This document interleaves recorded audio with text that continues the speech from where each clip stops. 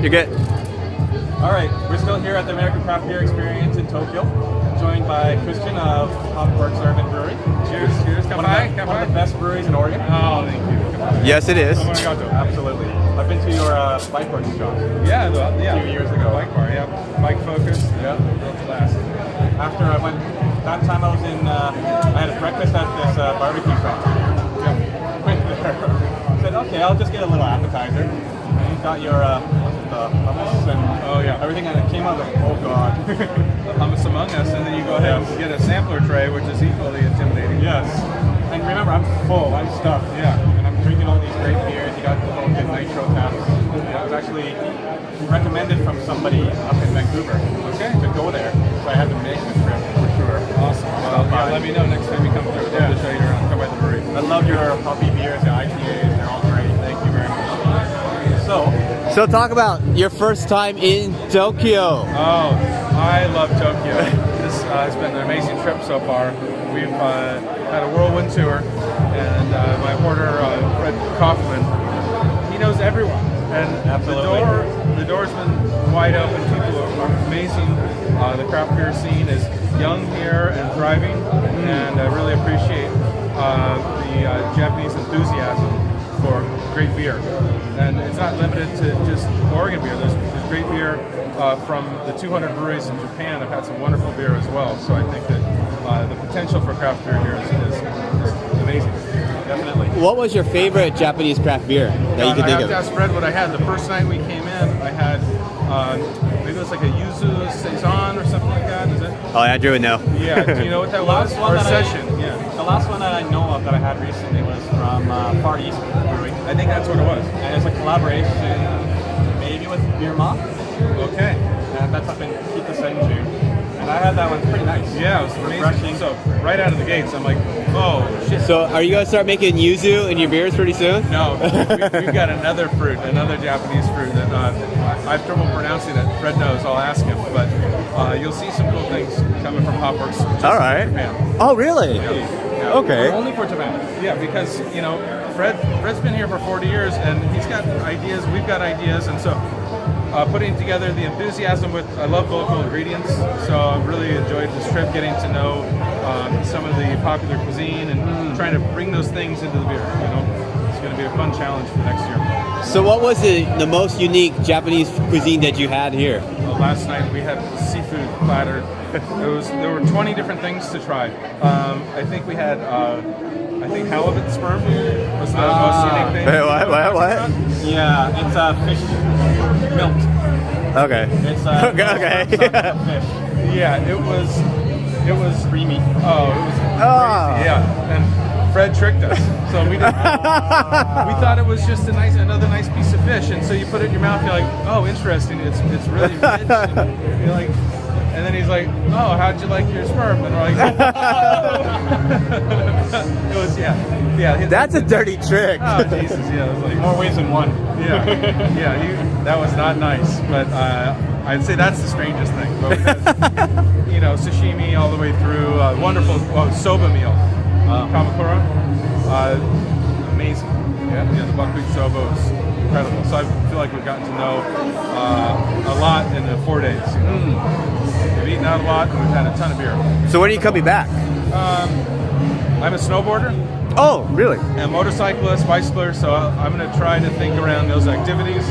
So if I can come over, I want to see Fred up in Sapporo, Hokkaido, north, and I want to go snowboarding. So I don't know that I'll come end of this winter or beginning of the next winter.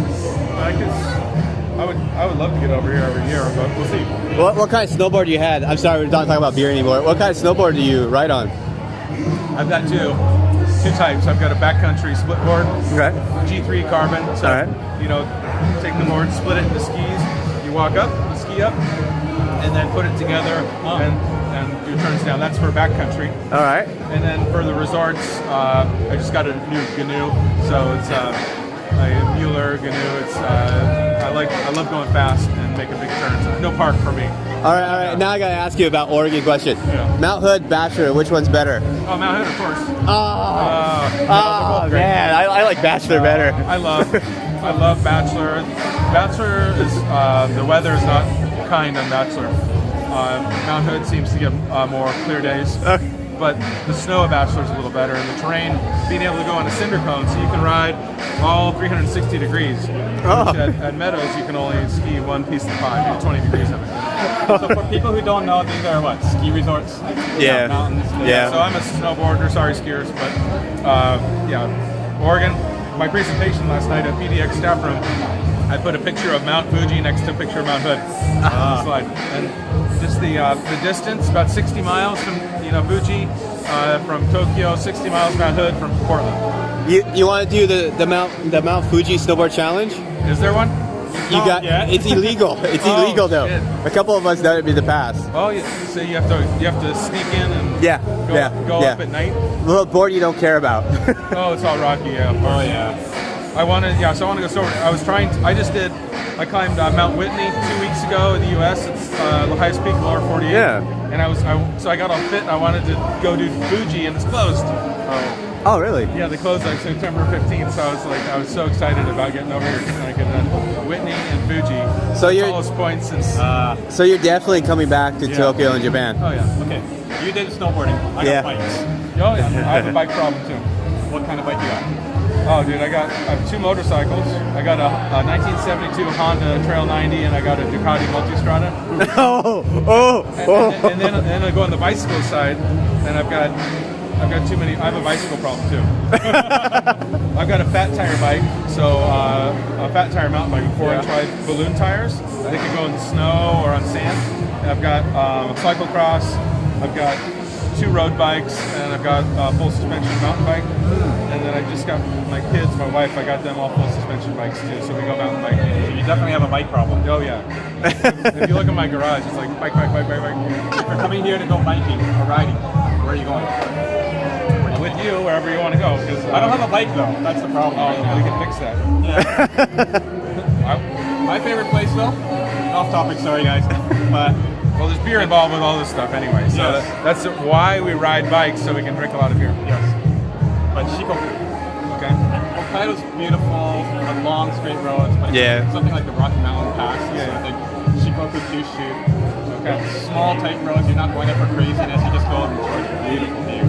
Yeah. I see the entire series of islands are full of mountains. Oh yeah. And with the Japanese attention to quality and detail, I talked to a motorcyclist who lives here from Sydney, and he's an expat, and he said that the roads over here are the most insane for motorcycling too. Yeah, it's smooth. Yeah, smooth. Yeah. And then the mountains mean that you're going in and out, up and down.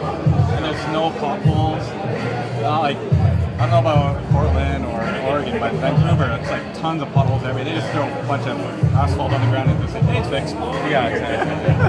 It's over here I just get the sense that the Japanese really appreciate quality, and they culturally I think that they're just doing the right things every time.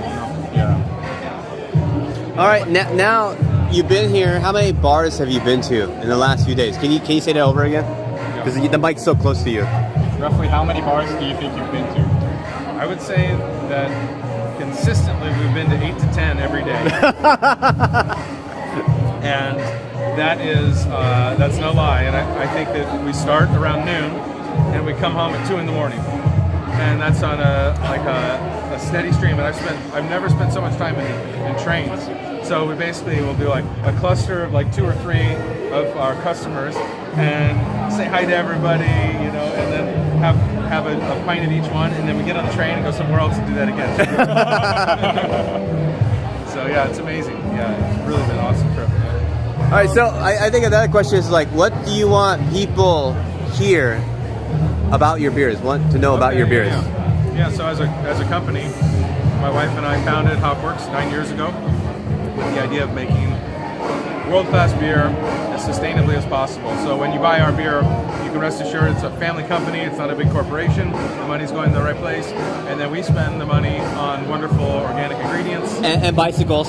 And bicycles. And occasionally some of the money will go to help alternative transportation through bicycles. But, actually, your bike workshop has those 2 energy makers in front. Yeah, we've got 2 energy generating bicycles. So every 15 minutes you earn $1 beer credit. towards Oh, the what? beer. Really? Yeah. I didn't know that. I didn't know that when I went there, and then after I was like, what? That could have helped. And Yeah, get some exactly. discounts on beer. Exactly. So if you pedal for roughly an hour and 15 minutes, you get a free beer. So those calories you're turning, Pedal for an hour and 15 minutes. Hour and 15 minutes. Yeah, but that's okay. You can do your homework. You answer your emails. Sit there and crank through. But the number of calories in here is enough to generate 60 watts consistently. So you can power like 5 LED light bulbs just with your beer calories. So The bicycles are outside. yeah. Last time I checked. Can I bring a beer out there and pedal and drink? Yeah, that's encouraging. Oh, Yeah. I'm still doing that next time. Yeah, so we try and have beer is fun at the end of the day, right? Yeah. And so, what do we want to know about Hopworks? We're trying to make the best beer as we can in the most environmentally and socially sustainable way.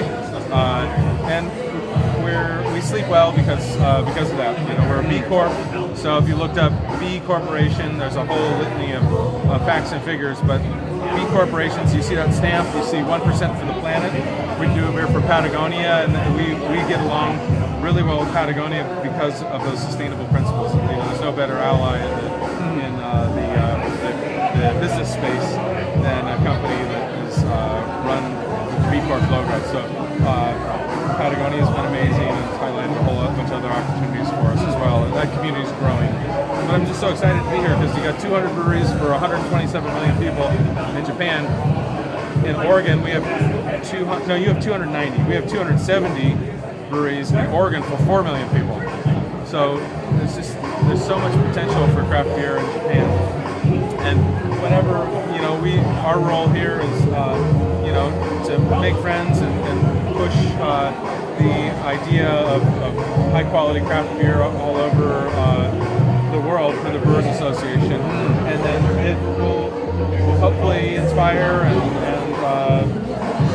we'll make friends and we'll share beers, and we're getting inspired, and hopefully the Japanese beer drinkers like what we do, and it all works. So it's a global economy, but it's really, I think, a global environmental situation too. So I don't think of Japan as being much different than the U.S. Yeah. All part of the same community, right? Of course.